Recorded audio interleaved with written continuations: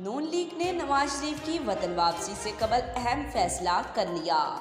ARY news web desk के मुताबिक मुस्लिम league नून ने अपने कायद नवाज शरीफ की पाकिस्तान वापसी से कबल लाहौर में 7 जलसों के इनकाद का फैसला कर लिया।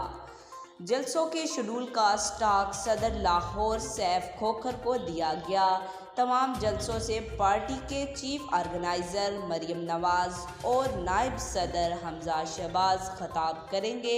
शेड्यूल के मुताबिक पहला जलसा NA 123 और NA 124 में मुश्तरका तौर पर किया जाएगा, जबकि दूसरा जलसा नवाज शरीफ के आबाई हलके NA 125 और NA 126 में होगा।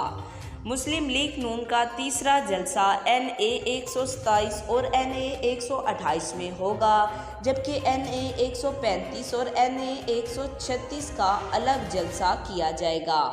शहबाज शरीफ, राना मुबशर इकबाल और मियां इमरान जवेद के हलके में भी जलसे होंगे।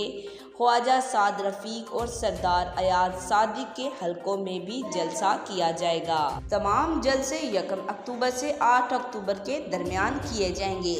जलसों की तारीख का ख़त्मी ऐलान बाद में किया जाएगा। आज तक के लिए इतना ही। जाते जाते आपसे गुजारिश है, वीडियो को लाइक करें, चैनल को सब्सक्राइब करें, दी गए बेल आइकन को दबाएं और कमेंट में अपनी राय का इज़हार ज़रूर करें।